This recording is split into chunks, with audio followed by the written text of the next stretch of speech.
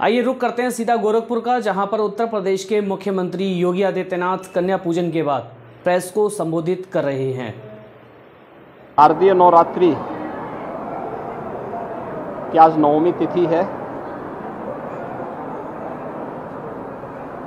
आदिकाल से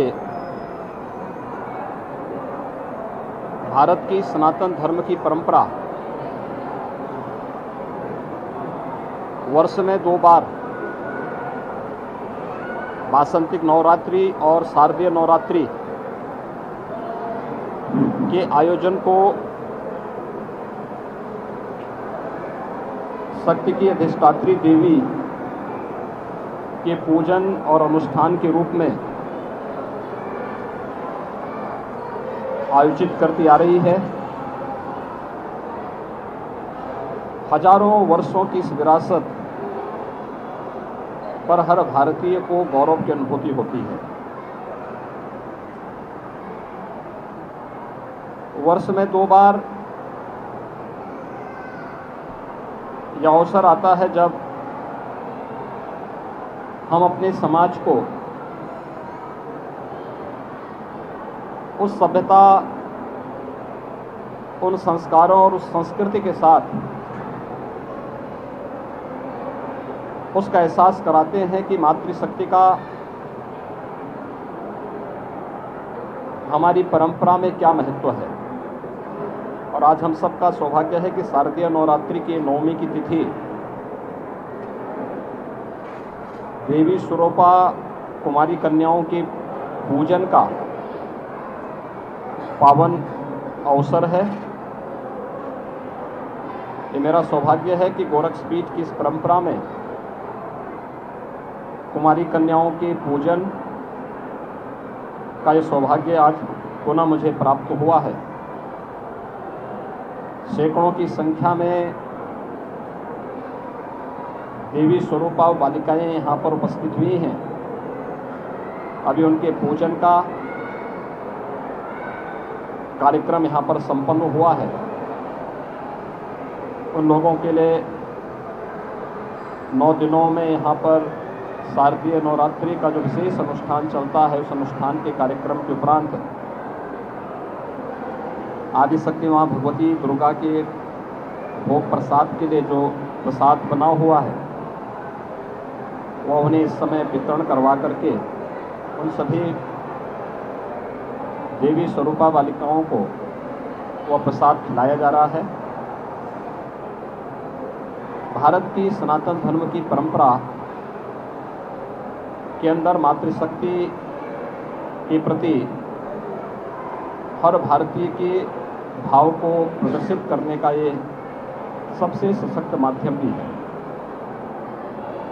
और मुझे लगता है कि हमें अपने पर्व और त्योहारों के इस महत्व को, कि मातृशक्ति किसी भी क्षेत्र में कम नहीं है, कमजोर नहीं है, उनके प्रति यह भाव, यह पवित्रता का भाव हर एक मन में आना चाहिए। अगर हम देवी के स्वरूप को, जैसे हम सामान्य रूप से पूजा अर्चना तक रखते हैं, व्यवहारिक रूप में भी लेने लग जाएंगे तो मातृशक्ति के साथ, बहन बेटियों की सुरक्षा के साथ यदा कदा जो घटनाएं देखने को मिलती हैं उनको नियंत्रित करने में सफलता प्राप्त होगी। हमें इन संस्कारों के साथ और इस परंपरा के साथ जुड़ना होगा। दूसरा, शक्ति की अधिष्ठात्री देवी की पूजा का महत्व इस बात को प्रदर्शित करता है कि वो आदि शक्ति है। इस चराचर जगत की हर एक शक्ति का आधार है। तो स्वाभाविक रूप से बालिकाओं के प्रति, महिला या बेटियों के प्रति प्रत्येक नागरिक को अपना दृष्टिकोण बदलना होगा। वे सबला हैं, हर एक क्षेत्र में नेतृत्व दे सकती हैं, समाज को योग्य मार्गदर्शन कर सकती है। इसलिए बालिकाओं की सुरक्षा के साथ साथ उनकी शिक्षा, उनके स्वास्थ्य और उनके स्वावलंबन के लिए, उनके सम्मान के लिए अभियान को आगे बढ़ाना होगा। हमें इस बात पर प्रसन्नता की अनुभूति है कि सरकारें इसके बारे में काफ़ी चैतन्य हैं। प्रधानमंत्री मोदी जी ने बेटी बचाओ बेटी पढ़ाओ के माध्यम से जो अभियान प्रारंभ किया, वह बेटी को बचाओ के लिए भी है और बेटी को पढ़ाने के लिए भी है। एक बेटी बचेगी, एक बेटी पढ़ेगी, तो वह समाज में सम्मान और समाज में स्वावलंबन के मार्ग का अनुसरण स्वयं करती हुई दिखाई देगी। समाज की चैतन्यता उसे आगे बढ़ाने में मदद करेगी। मातृवंदना का कार्यक्रम या बेटियों की सुरक्षा के लिए चलाई जाने वाली तमाम ये कार्यक्रम हमें इस दिशा में एक नई दिशा प्रदान करते हैं। प्रदेश सरकार ने भी इस दिशा में बहुत सारे कार्यक्रम उठाए हैं। खासतौर पर मुख्यमंत्री कन्या सुमंगला योजना, जिसके माध्यम से बालिका के जन्म से लेकर के स्नातक तक की शिक्षा के लिए फ्री एजुकेशन के साथ ही उन बालिकाओं के लिए 15,000 के पैकेज की व्यवस्था इस योजना के अंतर्गत प्रारंभ की गई है और 10 लाख से अधिक बालिकाएं अब तक इस योजना से आच्छादित हुई हैं।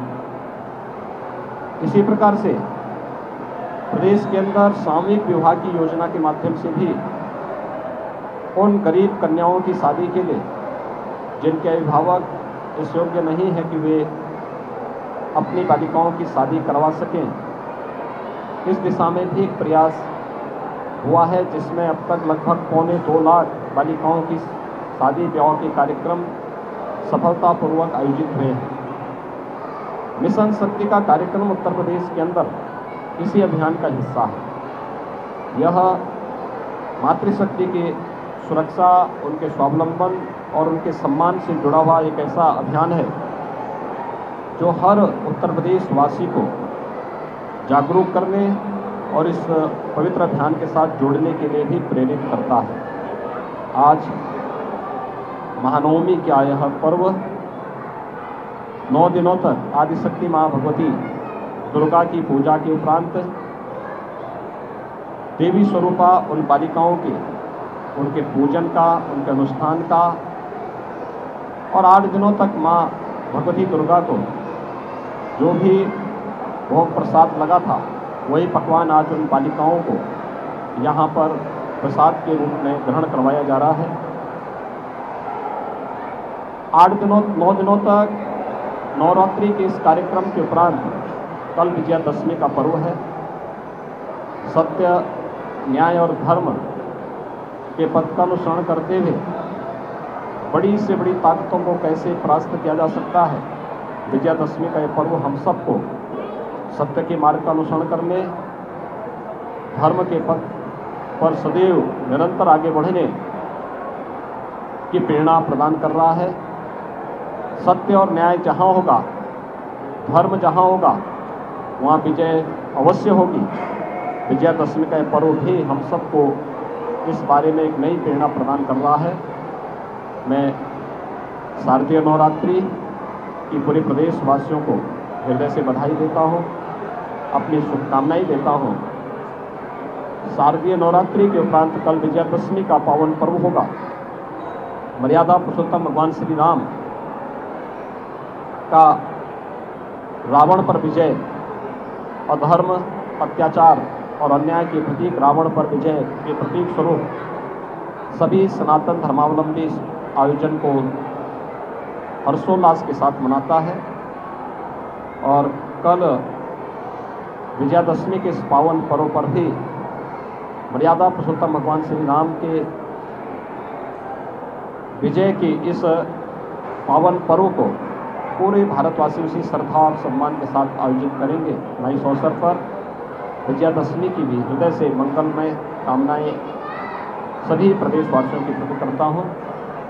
मुझे विश्वास है कि शारदीय नवरात्रि और विजयादशमी का यह पर्व पूरे प्रदेशवासियों को सत्य, न्याय और धर्म के पथ पर चलने की प्रेरणा प्रदान करेगा।